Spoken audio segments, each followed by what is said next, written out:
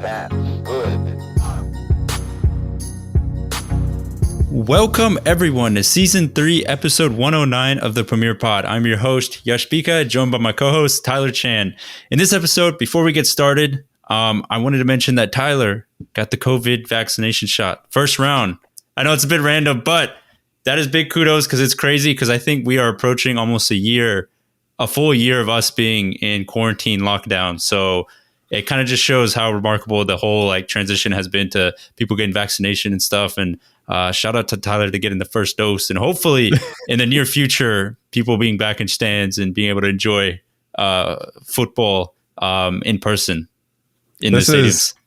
I know this is actually a year almost exactly when crazy. My workplace had their last week in the office, like the last full week in the office. Dang. So it's like a 1 year anniversary, and then I somehow got the vaccine. I live in a home with my grandma. It's like a little personal kind of take, but that's how I ended up getting it a little early. But I'm kind of relieved. It's like one of those parts where it's like you've been just in purgatory for a long time. I can see how some of those players feel, and then finally you get bought out by another team. It's like that feeling. A new you. A new you. Now I can go off again. Yeah. So no, go outside. Yeah, exactly. I wanted to mention that because I think that's just really cool, because last year around this time I was still in school, and I remember I went for spring break, and I didn't realize when I left for spring break, that would be the last time I'd be on campus or be in person in classes. So it was pretty crazy. And also during that same week last year, that's obviously when when all the sports shut down, with the NBA going down first. And I think the Premier League played that weekend. And then after that weekend, they shut down everything indefinitely. And then that's literally when everything else shut down, and we were just without any type of sports for I would say 4 months, right? Three months or something like that. Yeah, it was I think till late May or early June. Oh my gosh. Yeah. We can go back and look at our old podcast. We did a Bundesliga preview show. We turned into the Bundesliga pod for one episode because we were starving for some soccer, and that was the first league that came back. But yeah, it's pretty crazy how this time last year things were a lot different. Things are still a lot different, but hopefully getting better in the near future. But wanted to just point that out before we jump into our episode. And we have to start off with the Manchester derby. Manchester United did beat Manchester City at the Etihad 2-0. It was a big win for the Red Devils. An exciting game because, Manchester United, when they play against the top six, I had mentioned this record before, they have had, I think, 4 or 5 0-0s in the past results in the Premier League this season. So this was their first big win in the Premier League, and it was a really good win against the dominant Manchester City team, and they ended their 21-game winning streak. And it was a fast start because they got a penalty within 35 seconds. Bruno Fernandes scores, slots it home, and then Luke Shaw scores in the second half thanks to a Patrick Mahomes-esque pass from Dean Henderson. Just puts it right on the money on Luke Shaw's chest, and Shaw was just able to run through the City defense and scores. But it was a really good display from United. I know at times they looked really shaky, and it was basically City got pretty unlucky at times. I would say that they weren't firing at all cylinders, but you have to give kudos to United. They really dug in and just defended well and hit City on the counterattack. And I wanted to point out Luke Shaw, but I also wanted to point out Dan James in this game because I think he did a really good job of just stretching the City defense. And when he was given the ball, he didn't really try to make things too overly complicated. He just literally did what he had to do, which was just run with the ball and just run down the line with the ball and just get into position and, free up the space for Martial, Rashford, and Bruno Fernandes. And, he did a really good job of defending on his side and tracking back and making sure he was on the cover as well. So I wanted to give a big kudos to Daniel James because he may not get he gets a lot of, I guess, criticism from United fans, but he has showed up this season and he has scored some goals here and there, and he's showing up for some of the bigger games. So I have to give credit to Dan James for that performance in the derby.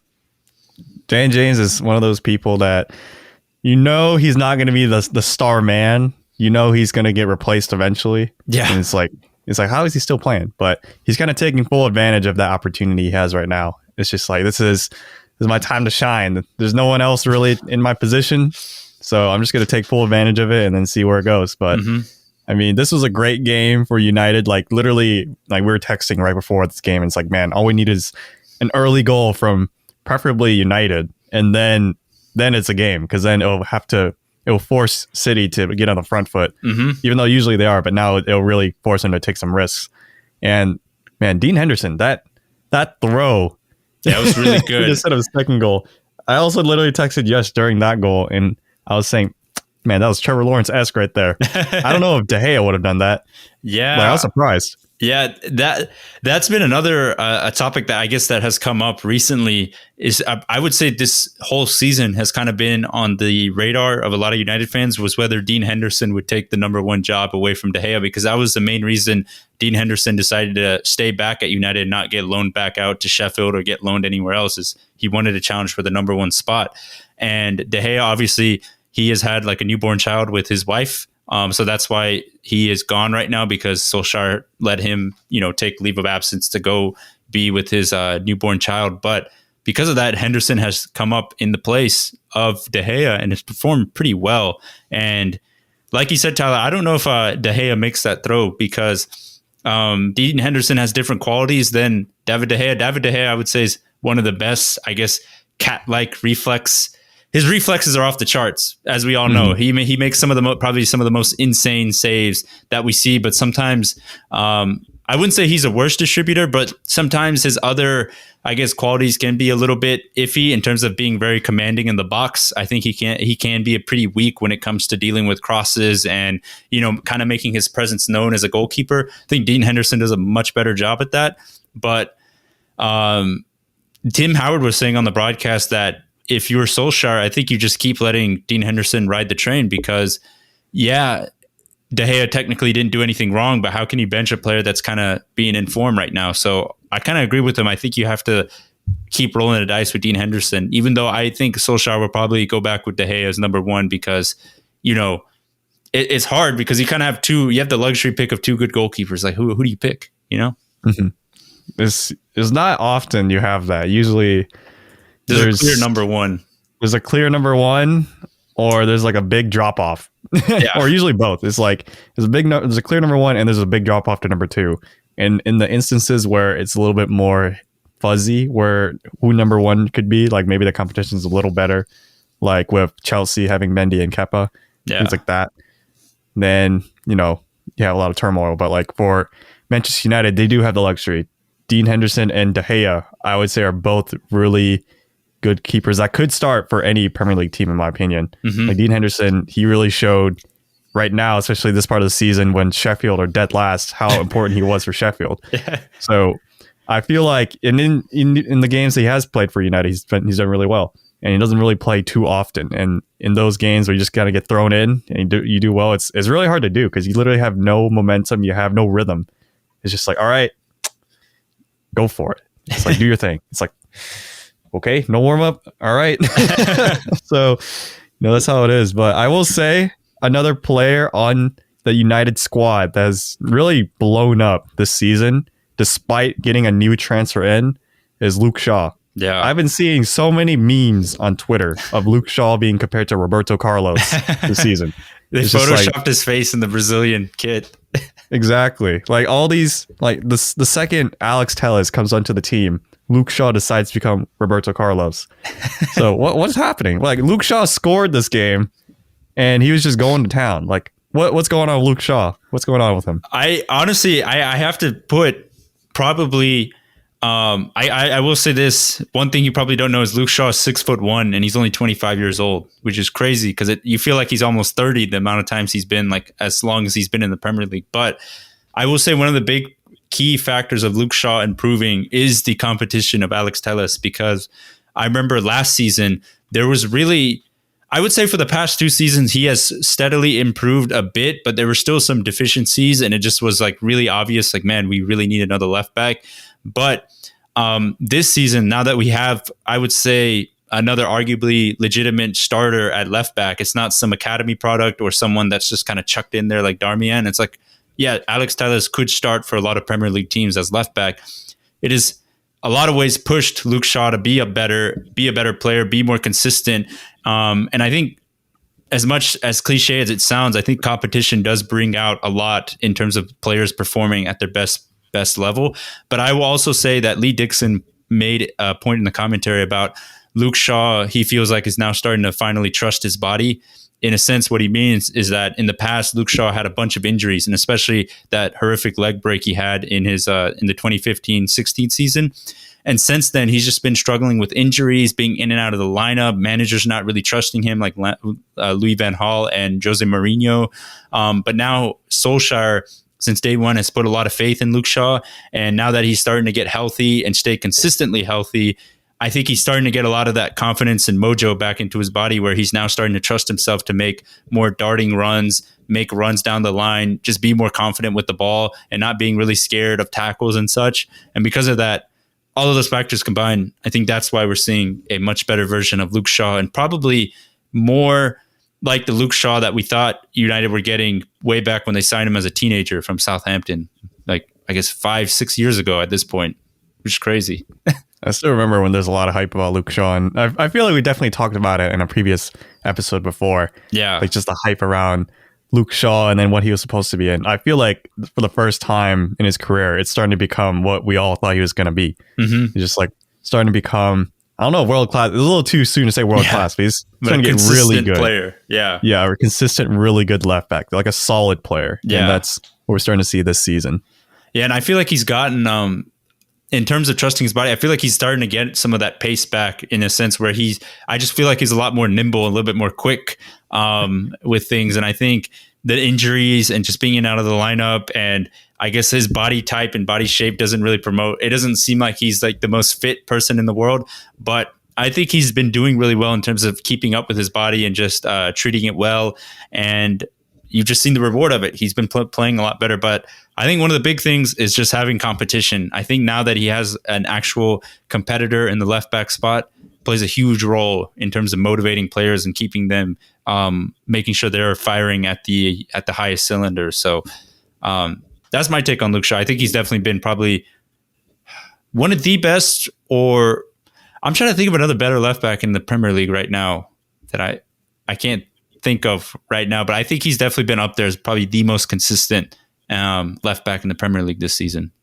I would say, like, even thinking about it now, it's like he's not the fat Luke Shaw anymore. He's like it's like looking a little portly today, mate. It's like, no, it's starting to be more consistent. And that's the thing about this season too, is like, even when you think about it, there's not really that many left backs in the Premier League this season that have been as consistent. Yeah. And even in like the big six, the quote unquote big six teams, it's been like a rotation. Besides Robertson, it's just been like, for Chelsea, it's been Ben Chilwell, and then it's been Alonso, and for Man City, it's like Zinchenko and Cancelo. Mm-hmm. And for Arsenal, it's like Kieran Tierney, or it was Kolasinac at one point, but then yeah, I feel like Tierney's probably been like the close second in terms of, I guess, his attacking output he adds.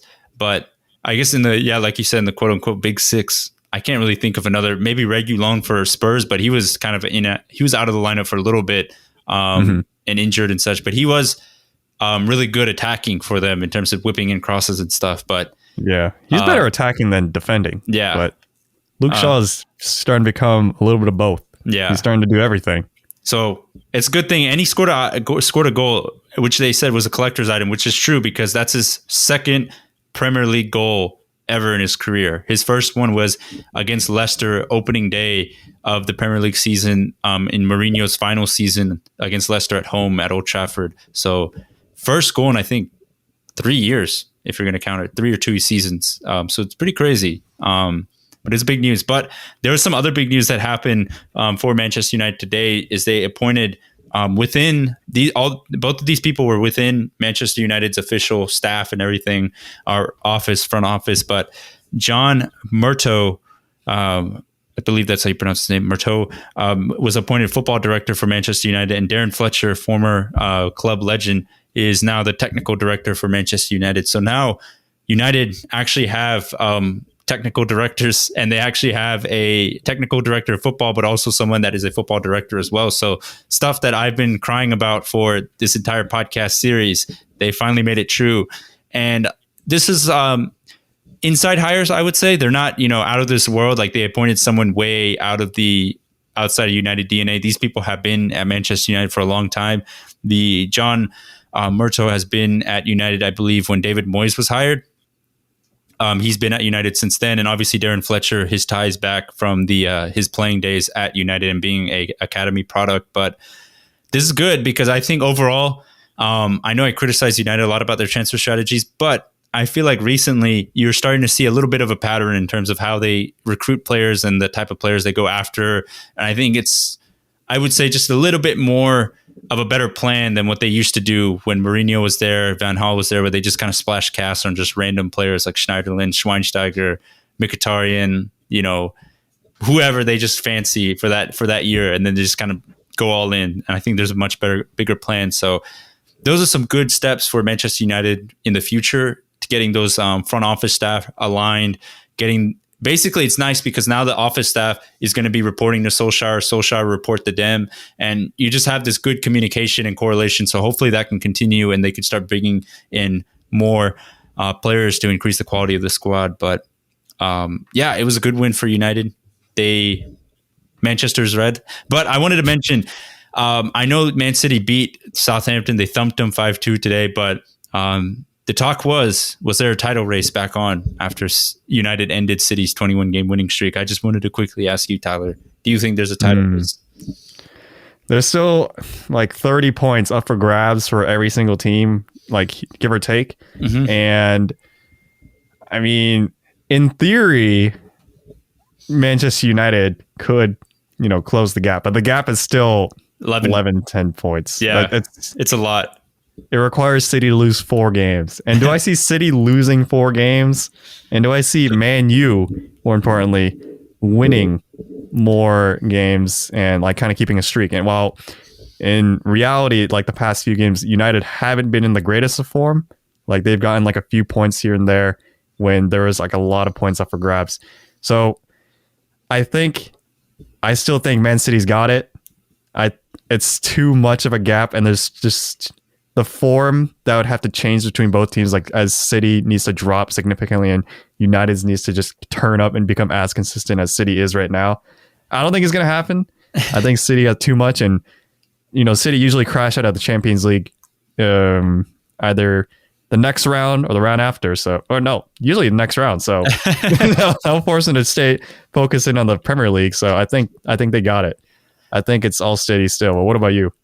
I'm going to go with, I think there is a title race back on, because we saw even in the Southampton game, their defense has looked a little shaky against United and also against Southampton and against West Ham. So if you can find ways to press City when they have the ball and do it effectively and stick with your game plan, I think you can still find ways to attack City on the get them on the counter attack when you do win the ball back. It is going to require a ton of effort, but they have shown recently in these past 3 games that their defense has been leaking a little bit, not a ton, but just enough to kind of give the other team a bit of hope that, hey, we can maybe nick a draw here, or we can, get a win if we can play our cards right. So it's going to require a lot of effort, but I think just to have the season be really fun, I'm going to say that there is still a title race going on. It's going to require a ton of effort, but I feel like there's still a bit of a race there. It's not done and dusted. There's still a slimmer of hope. That Man U hope right there. Yeah, exactly. Like, please put us in the title race. Please, exactly. But I wanted to move the topic to the former champions. Looks like they probably won't win They won't win the Premier League again this season. But unfortunately, it's Tyler's team, Liverpool, losing again in Anfield. I think this is their 6th home league defeat in a row, which is wild.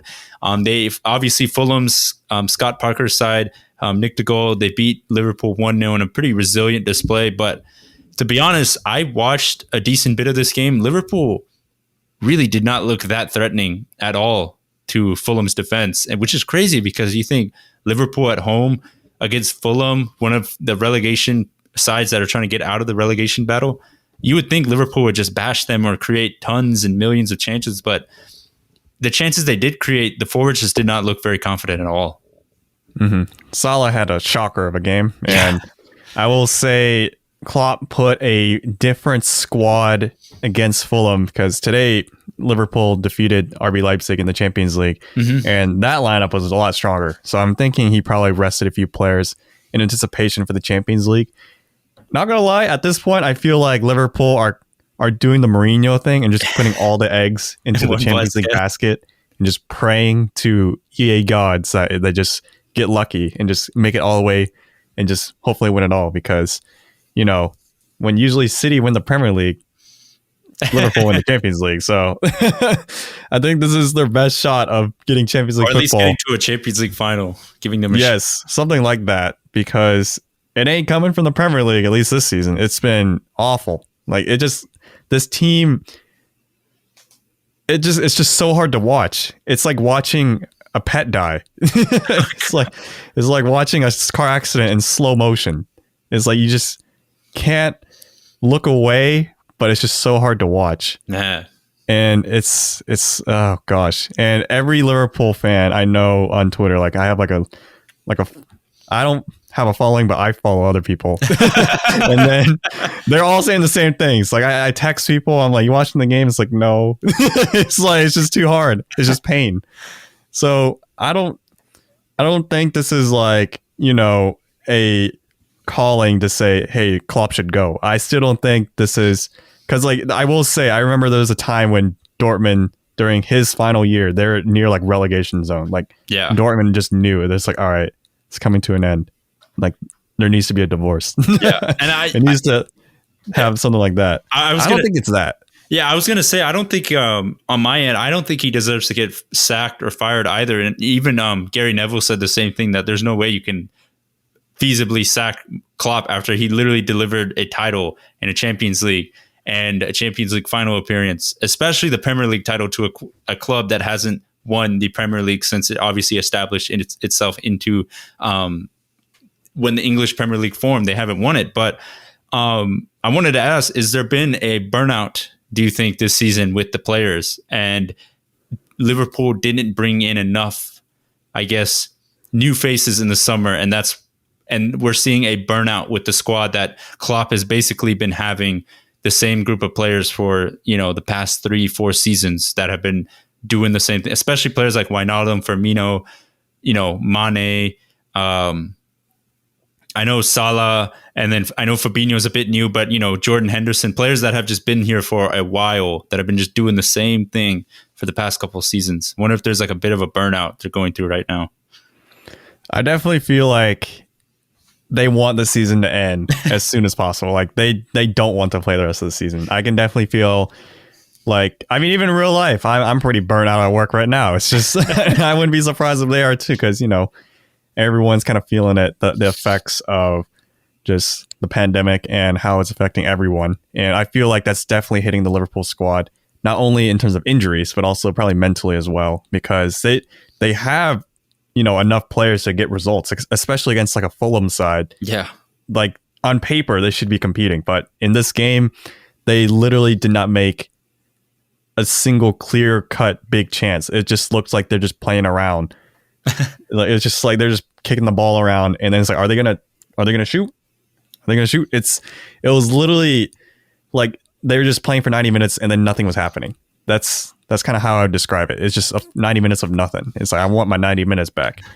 But I feel like that kind of lack of creativity, like, you know, when you have, this is like a weird analogy, but you know how you have like those authors, those creators, like those cinematographers that's like, oh wait, I have to take a sabbatical, I have to like just clear my mind, and they come back and it's like boom, taking like a break. Yeah, he makes like Starry Night or something like that. I feel like Liverpool really need that right now. They really need that summer, because they didn't really have it. They didn't really get to have it this past season. Like they didn't get to have that break really.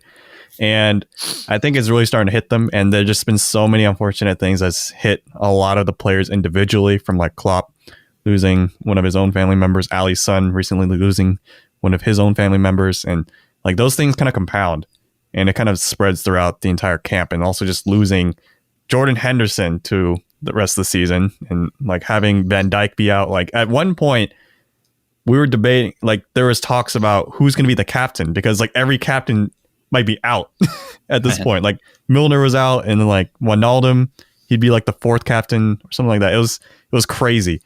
So I really think it's a combination of all those things compounding onto potential burnout. Yeah. And I really think it's just Liverpool really wants the season to end. And as a Liverpool fan, I only want to watch Champions League games now right now. It's just like, geez, because today's game against RB Leipzig, it was a whole different team. It was like the Liverpool of old minus the finishing.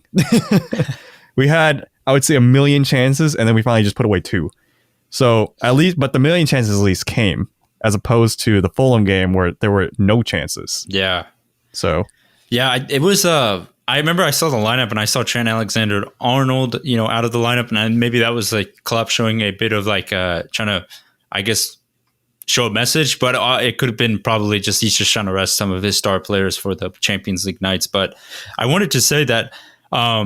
Let's say hypothetically, if crowds were allowed and this was normal times and Liverpool were going through a slump like this with Klopp and this team, do you think if they were in Anfield, do you think the fans would boo them at a certain point during this losing streak?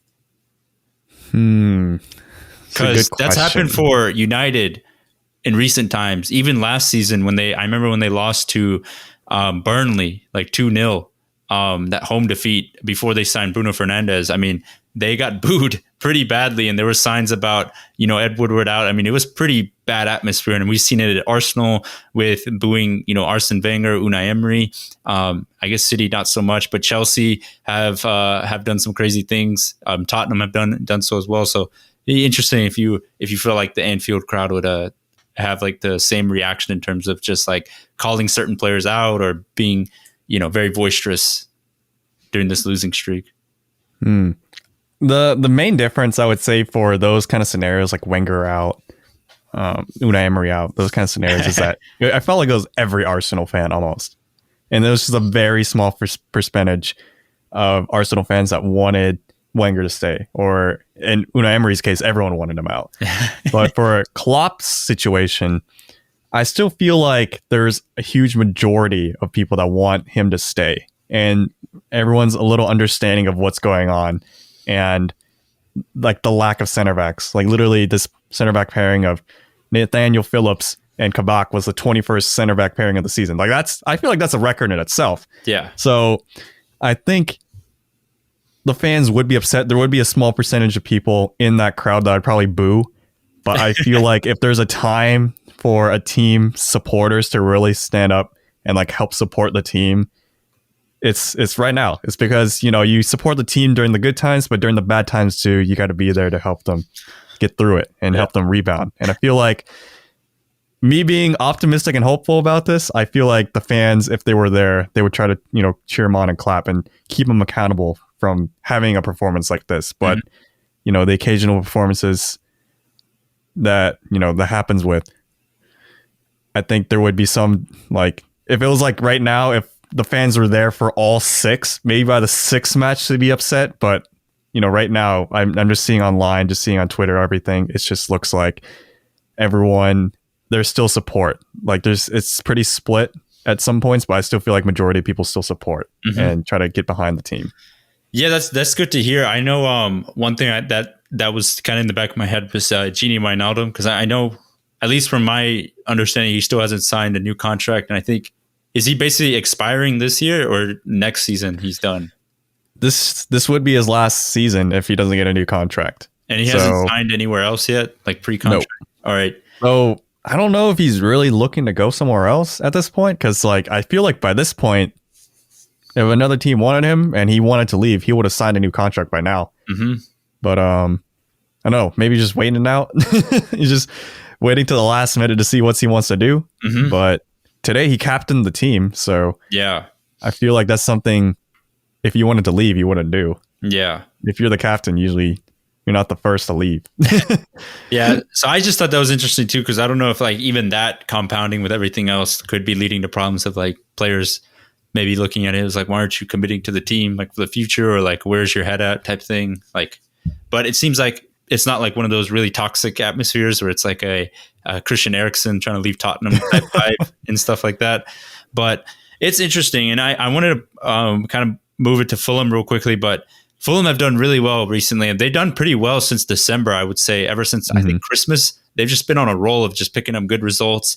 They obviously made some big signings in the January transfer window, but Scott Parker, I got to give him a lot of credit because he came in basically trying to play.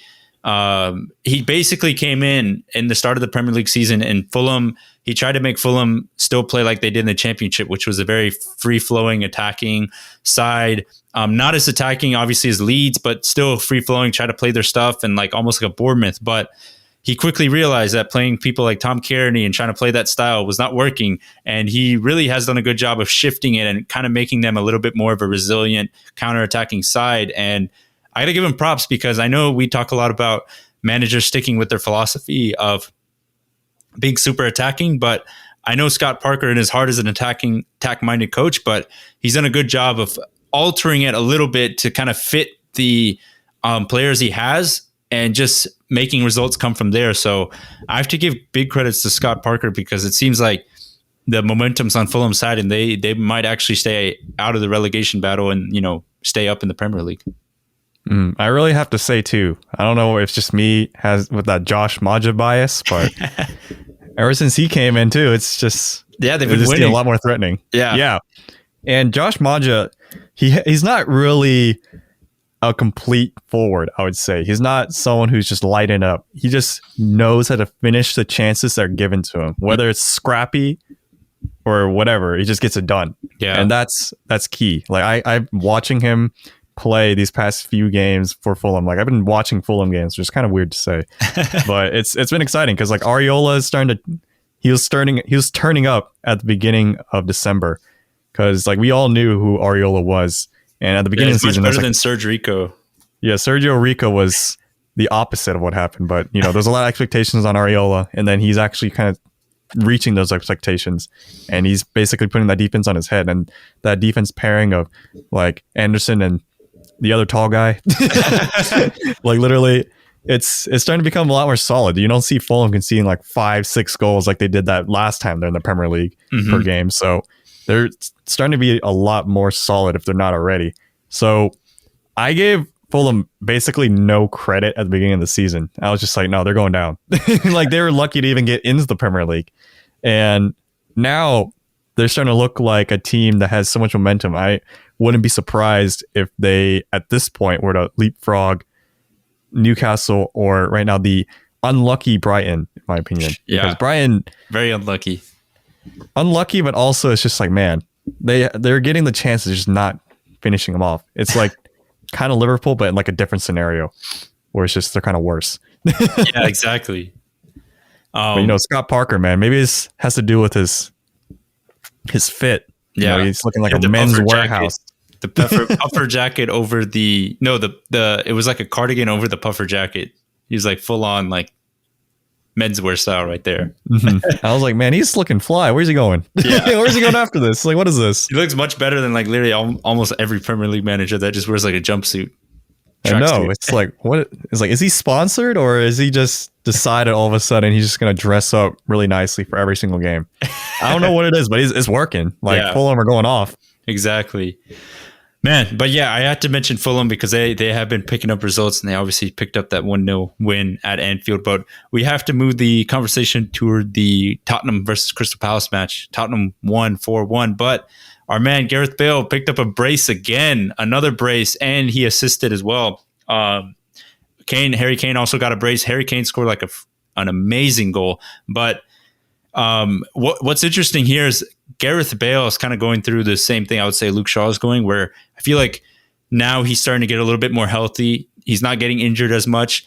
And Mourinho mentioned a comment that he would like to play Gareth Bale like pretty much every minute of every game, but he has to obviously monitor his body because he's a 31-year-old that has had injury issues. But we're starting to see Mourinho, I guess he's starting to get desperate, but we're starting to see Mourinho start to play a Fab Four, almost what they like to call it at Spurs, which is Heung-min Son, Harry Kane, Gareth Bale, and either or of Lucas Moura or Dele Alli. And it's working. They've been scoring a lot of goals, and granted, they have been playing some of the weaker teams in the Premier League, but you have to give kudos to Jose Mourinho.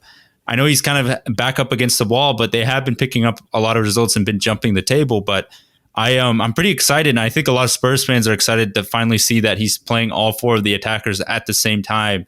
And, not that much of a shocker, but they're scoring a lot of goals and they're looking like really fun. And Gareth Bale looks like a goal scorer again. He looks like that playmaker again. So I have to give big kudos to Mourinho to finally just just throw everything out there and starting to trust like this Fab Four, as they like to call it at Spurs. Mm-hmm. I wouldn't take getting these results against lesser opposition for granted. After seeing Liverpool struggle. So, this Bale situation, I've been thinking about it since the last episode, Yash. Like, I was up at like 2 a.m. just laying in my bed just the other night. I was just thinking about the last topic we talked about. Is Bale eventually going to get back to his old form? And I was like, well, I don't think he ever can at this point and I don't think he should either, because he physically is an old man now and he's got to adapt his way of playing. It's kind of like Messi will never be that 99 pace dribbler kind of mouse kind of guy that just like gets through the entire team.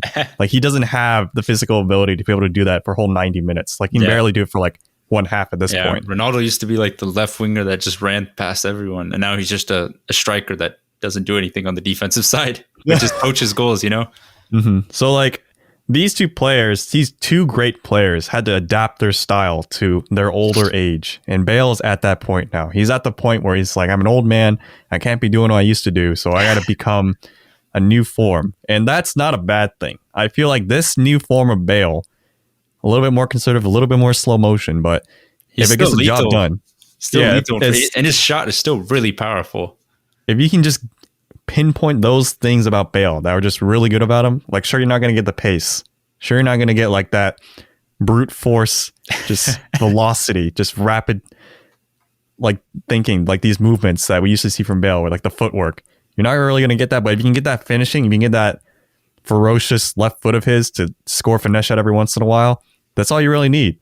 And if Bale can just get that back into his locker and just get it consistently coming like these past couple games, but just throughout the entire season, and just become a Ronaldo kind of type situation where he just kind of grows into this new old man Bale and kind of embraces it, that's not too bad. Like, I feel like this is something that will help Bale become better, and then in turn help Tottenham if Tottenham ultimately decides to buy him and transfer him in.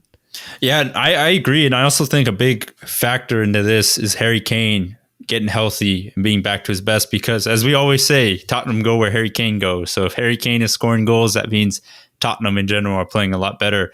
But I agree with you. That's a good point to bring up, is that Gareth Bale kind of has to remodel, instead of, I guess, trying to wish that he's still like the pacey left or right winger like he once was. Instead, trying to envision Gareth Bale as this new reformed, older, wiser striker forward that gets in, scores his goals, and still can contribute in another way, rather than just being the pace, just relying on straight up pace and the dribbling and everything. He still has all these other facets to his game which are really good. But man, he scored a brace again, and I mean, he's just right now in some really good form. So that's really good. And even Dele Alli, he hasn't been playing too much, but he scored a bicycle kick in the Europa League, I think 2 weeks ago, and he's been performing pretty well in the Premier League. Lucas Moura, not so much, but Heung-min Son, I would say still needs to. He started off the season super hot, and I think he has tailed off a little bit. But if they can get Heung-min Son performing again at a super high level, you're talking about three forwards: Harry Kane, Heung-min Son, and Gareth Bale, all firing at the highest cylinders. That's pretty scary if I'm a defense in the Premier League.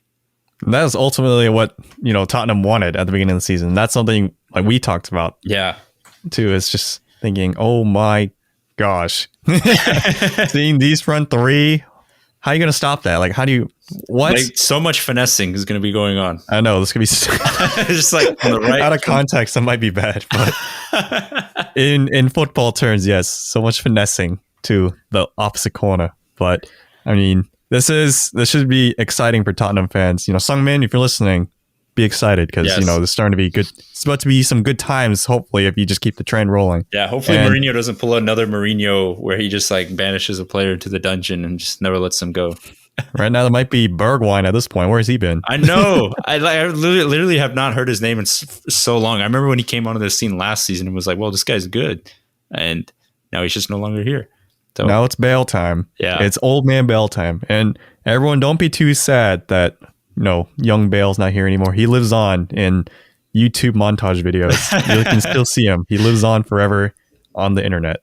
Exactly. That's a good way to put it. But I wanted to move it to Chelsea versus Everton. This game, Chelsea won 2-0, but I'd say two biggest points was Kai Havertz finally performed at a really high level and had his breakout game, scored a goal, and basically forced a penalty. Had a really, really good game. But I guess a bigger thing that came out of this game, I guess more readily important for U.S. men's national team fans and also U.S. soccer fans is the Christian Pulisic situation. Because I said this and I thought this, that when Thomas Tuchel arrived at Chelsea, I thought Christian Pulisic would be thriving under him and be getting consistent game time, basically be the new son like Mason Mount was with Frank Lampard. But we have not seen that. Yeah, Christian Pulisic has been injured for a couple has been injured. He has taken a leap of absence to handle family issues, but he has been back and he has been healthy, but he's only played a very short amount of time in the Premier League. Hasn't even started a Premier League game in under the Thomas Tuchel reign in Chelsea. And I think Tuchel answered this question when asked by a reporter, and he basically said that he said it's not really that fair to judge Pulisic because he thinks it's a bit unfair because he knows the qualities Pulisic has coming off the bench for like 20, 30 minutes at his time at Dortmund. And he basically went on to say it's not a lack of trust or a lack of quality that's keeping Pulisic off the starting lineup. So I basically interpreted that as Tuchel just thinks Pulisic is a super sub at this point, which is a little sad to say, but it brings a bigger point. Should Pulisic leave Chelsea? And I think there's been a report that Pulisic is going to finish out the rest of this season, but he might explore other options when the summer comes on whether he wants to leave or he wants to stay at Chelsea. But I think for the betterment of his career, I think he probably has to, I guess, move on or at least get loaned out, because we have seen that when he does perform really well, he has a lot of quality, but we just have not seen it consistently enough in a Chelsea shirt.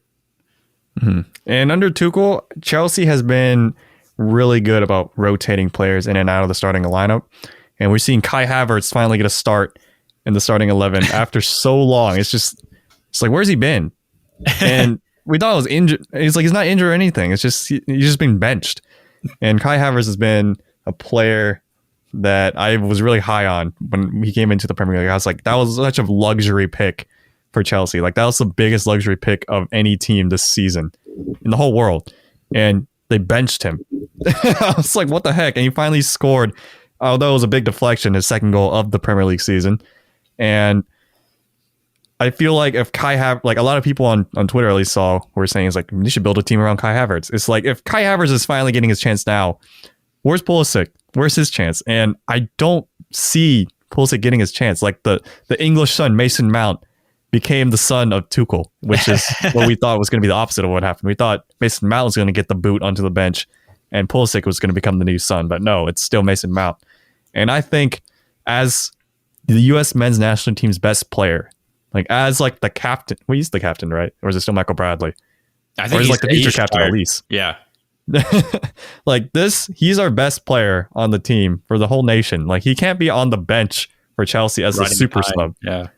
He got to be starting for some team. He's got to be the main player. Yeah. Like Clint Dempsey was one of our best players for the U.S. men's national team.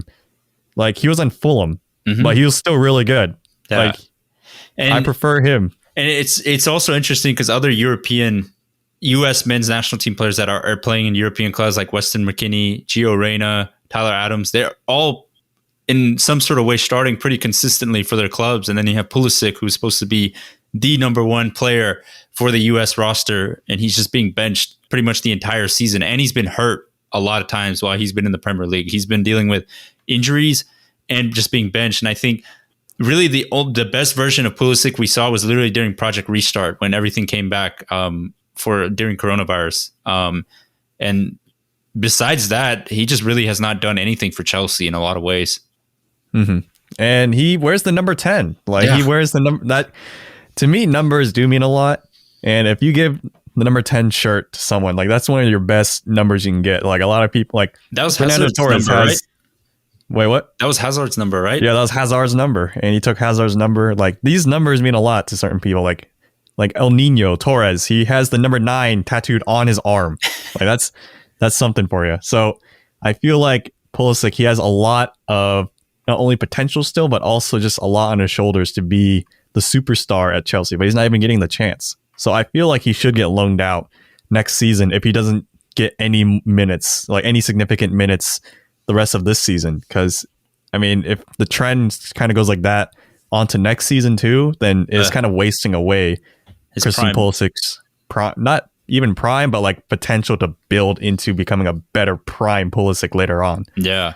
So I don't even know. Like, if you can send him to a mid-table team in the Premier League, or even just, you know, another Champions League team in another league, like, that's still better than what's going on at Chelsea. Yeah, I was gonna say, if you had to keep him within the Premier League, I was thinking about this at work. I think Leicester City would be a fun, interesting place to have Christian Pulisic at, because he would be under the tutelage of Brendan Rodgers, who I would say, to his credit, does a good job of kind of developing young talent, and at least at Leicester, with bringing up the likes of James Maddison, Harvey Barnes, trusting a lot of that, I guess, youngish players, and basically turning them into seasoned veterans and playing more consistently.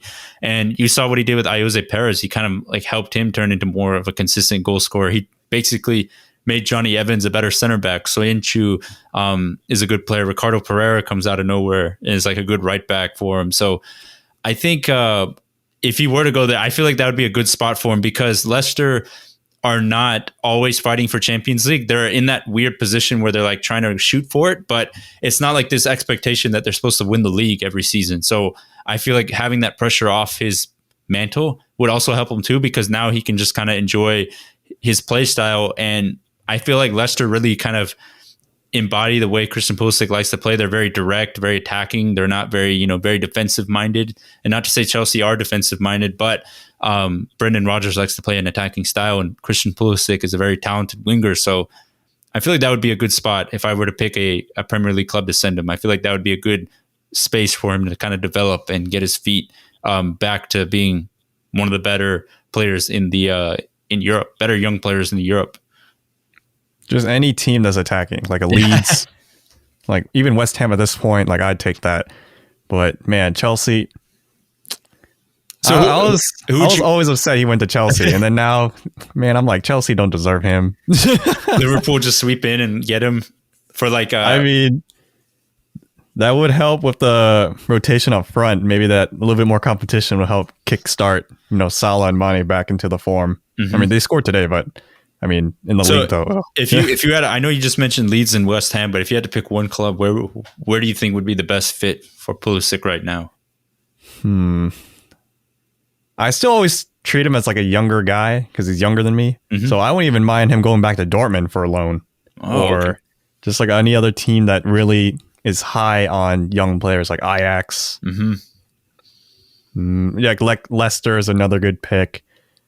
And what's another team that just kind of shells out? I mean, Dortmund is usually like the key kind of team that just builds young players into like superstars. So I don't even mind him going back there. I don't even. What's funny? Even if he went there, I don't even think he can start. Like I wouldn't.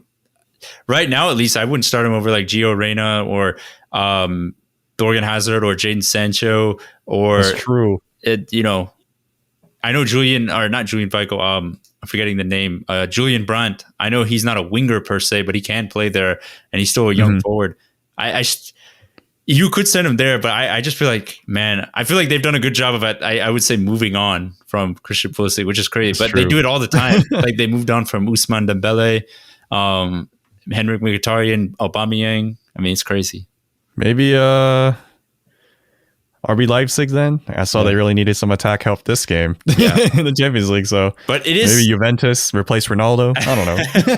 But it is sad that, when Pulisic did sign, we had some really high hopes for him to kind of be, I would say, just turn himself into a superstar at Chelsea, be like almost Hazard-esque, where he is just carrying the team. But he just hasn't had that ability to do that because of injuries and also managers not really trusting him to be in the lineup. But it's a weird situation right now with Pulisic and Chelsea. But I wanted to mention last point here is Chris Wilder, who is obviously the current manager for Sheffield United. But after the recent loss this past week against Southampton, he basically went on a tirade, just like went on a rant and just said he would shake things up if he could.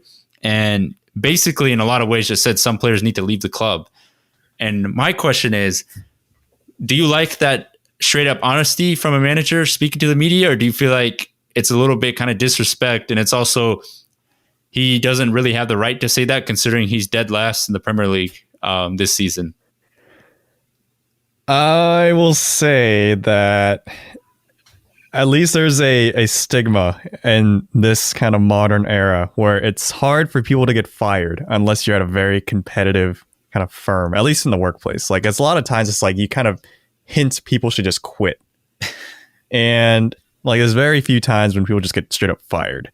And maybe that's like Chris Wilder's way of saying it kind of passive aggressively. It's like, I know we're sucking right now. We're dead last, and we're definitely going to have to fight in the championship next season. And those who are not up for that road and are just kind of pissing about, kind of just upset that they're going to have to do this and not on board with that idea, you got to go this summer. Like, we only want the people that want to be at the club and want to try to get Sheffield United back into the Premier League next season. Mm-hmm. And that reminds me a lot of like when Sunderland in that documentary were kind of in that same situation where it's like, we only want players in the club that want to fight for the club. They're not here for just the money and want to get Sunderland back up to where they should be.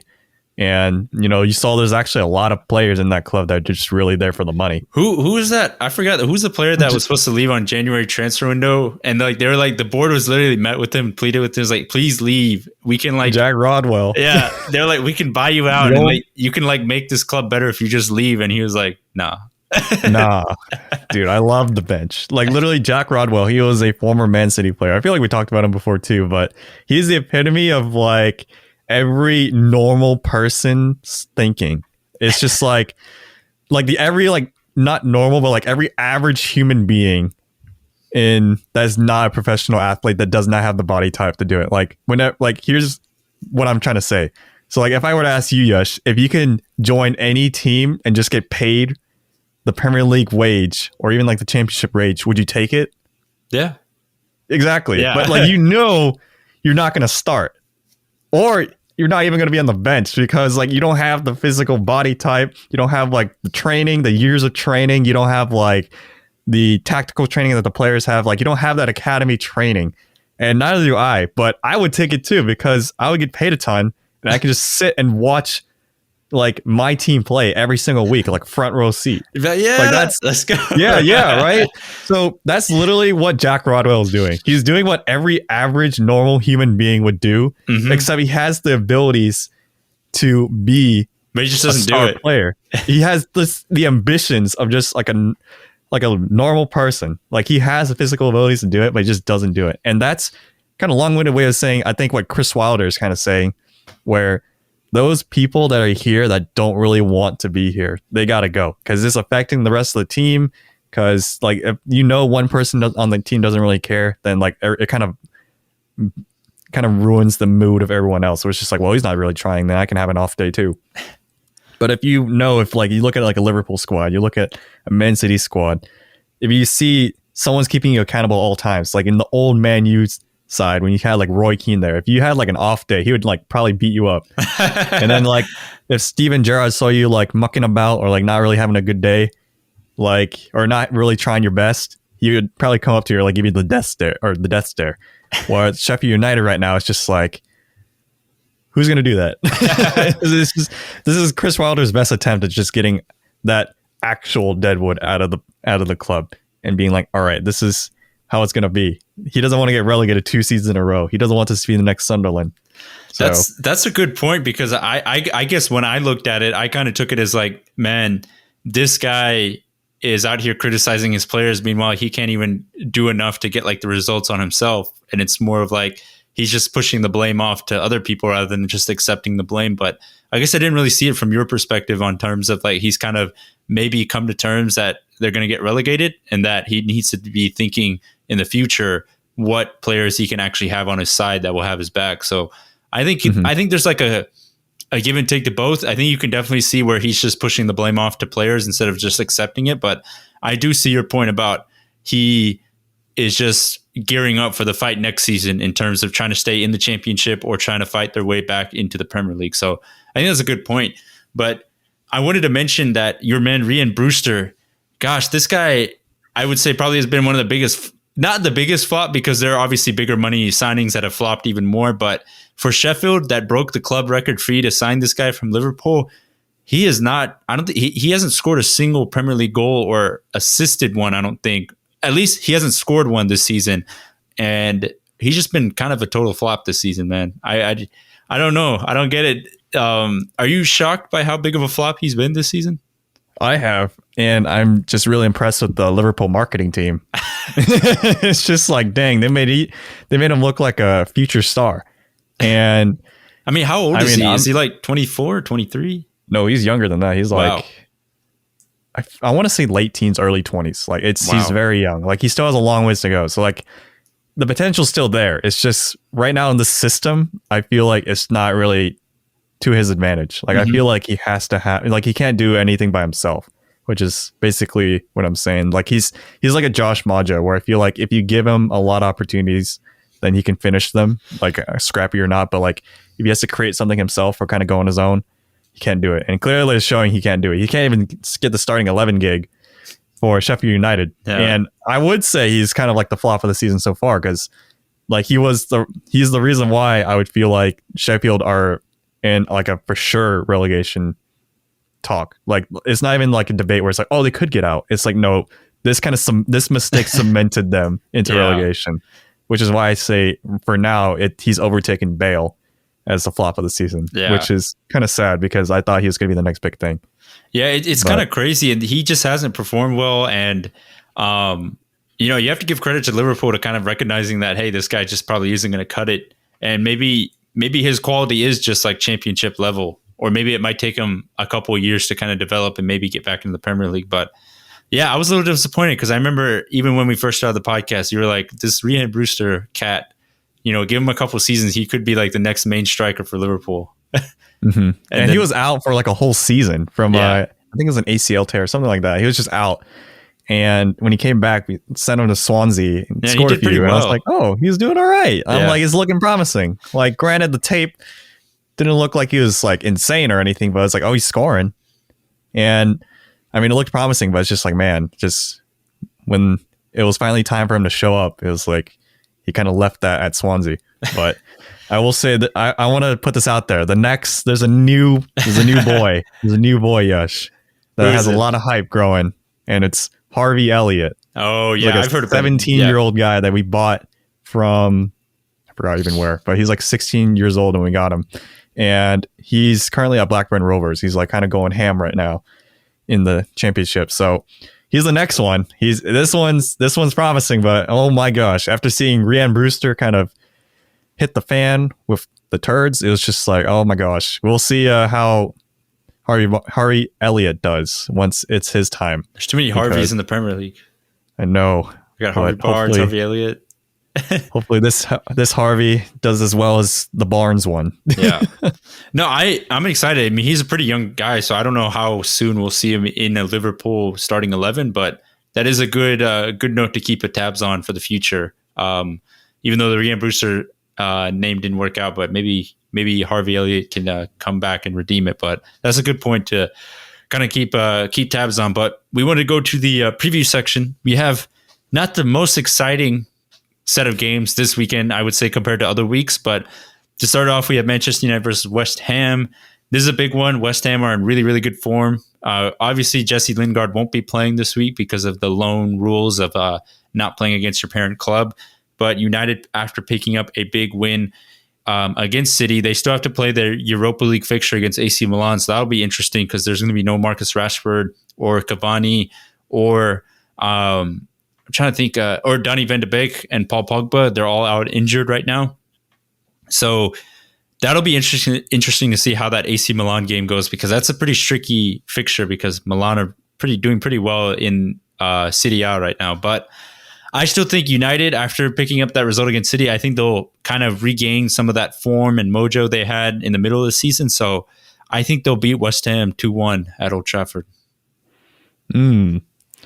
West Ham against Man City didn't really go so well for them, but I feel like they have the blind mentality where it's just like, all right, we gotta, like, this is our time. Like, if there's a time for us to kind of beat expectations is this season, we are the dark horse. And despite all that, they won't have Messi and Lingard, man. I feel like that's a big hit. Like, not having him kind of changes the complexion of the team, where it's kind of more on Mikel Antonio and Souček to really step up. And, you know, Ben Rama's still there, but I feel like there's not really that many other players that takes up that little plug in the hole in the center of the team like Lingard does. So it's kind of evens out where you said, you know, Man U are missing some of like their big name players, but so are West Ham for this one. And I think it'll even out to a 1-1. Oh, no, not another draw. I think it's going to be a draw. Okay, so I'm going 2-1 United. He's going 2-1 Manchester United, and he's going 1-1 draw. But now we have Liverpool. Wolves are hosting Liverpool. And this is an interesting one because Wolves, I feel like, have picked up a tiny inch bit of form recently. Liverpool, on the other hand, obviously are struggling a lot in the Premier League. But I wanted to mention real quickly, Adama Traore has been really bad this season. 0 goals, 0 assists. And obviously his big partner in crime, Raul Jimenez, has been out for majority of this season, and they both connected really well with each other last season. But Adama Traore really has not taken that next level this season like he did last season. But because of that, and because of the result that Liverpool got in the Champions League, I actually think they'll get a draw here and they won't lose again. So I'm going 1-1 for this game. Man, Adama Traore, a fall from grace as well. Like I still have a lot of faith in him. He still has the baby oil in his arms. He's just like a freaking nature kind of player. It's just like, you don't really see players built like him. And I feel like if there's a time to abuse the Liverpool defense, it'd be now. Because, not going to lie, Nathaniel Phillips and Kabak, not the fastest players. Kabak on paper technically is supposed to be fast. Like in FIFA, he's like 71 pace or 76 pace, something like that. But in real life, I'm like, man, this guy runs like if there's lag in a game, I'm just like, what the reaction time was that? So I feel like if there's a time to really abuse that, it would be now. And Adama Traore, in the past few games I've seen Wolves have their starting lineups out, he plays up top. He plays like striker. Like, he's not on the wing or anything. Like, they put him like in the middle.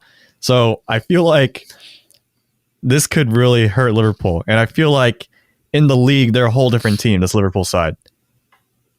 And despite winning against Leipzig, I'm not sure if that's going to be enough to keep them. Like, I've been very pessimistic about Liverpool in the Premier League, and I'm not really gonna change for at least now until I start seeing more results coming through, just scoring or just creating more chances. And I'm gonna say Wolves win this 1-0. Oh man, that's really pessimistic. You gotta have a little bit of faith in your team. No. Man, Tyler's going on the deep end right now. He's definitely going through the pain of being a Liverpool supporter right now. So he's he's seen it a lot actually, but he's going 1-0 Wolves. I'm going 1-1. And then finally, the biggest game of the weekend is the North London derby. We have Arsenal versus Tottenham. Mourinho Spurs are firing at all cylinders right now, especially with the Fab Four, as we like to call it. And Arsenal have been doing decently well, but they did pick up a really shocking 1-1 against Burnley, which a game they probably should have won, but then they had a bunch of mistakes by Granit Xhaka and such. But this is going to be a tough one. I just feel like the way Mourinho sets up, he always seems to figure out a way to really annoy Arsenal, no matter who's the manager.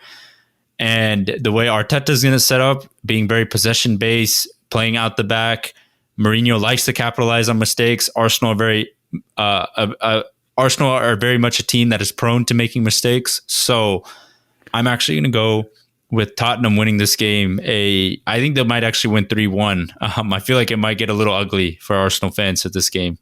Holy cow. Yeah. North London derby. Well, I would say it's a big time to face Tottenham right now. It's like, or not the best time to face Tottenham because, you know, Bale's on fire, Kane's on fire, Son, lukewarm. But I mean, Arsenal, meanwhile, has been very sporadic. It's just been, points here and there, but Arsenal are at home. I don't really know home games this season. Like in previous seasons, I would always give advantage to whoever's at home. Unless I was going to say, what's the team that's usually very hostile at home? Oh, West Ham. I was like, it just kind of went through my mind for a sec. But usually, unless it's West Ham, it's like usually I give whoever's at home the advantage. But now, these days, with no fans, it's very much neutral ground almost every time. Maybe besides like the travel delay from just the unrest from having to ride a plane or a bus for a while right before the game. But I would say, I'm going to agree with you, Yash. I'm going to have to say Tottenham have the advantage. And I wouldn't be surprised if Tottenham win 2-1. I think for a North London derby, maybe that's enough to keep them going. But I think it's going to be a little closer. I'm going to say 2-1. I want to say a draw, but I just don't see a draw.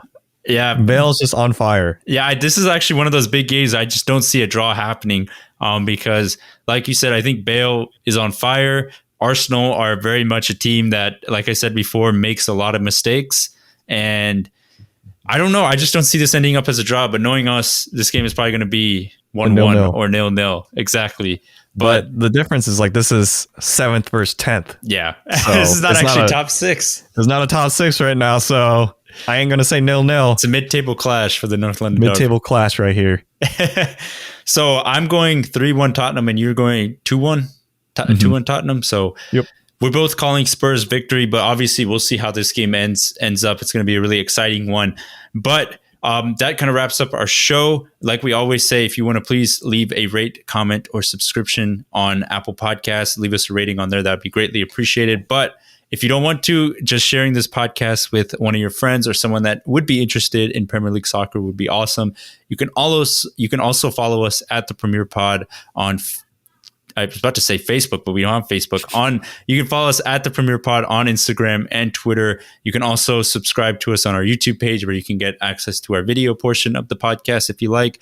But as we say after every episode, thank you guys so much for the support. That kind of wraps up season 3, episode 109 for us. Thank you guys so much. Peace. Peace.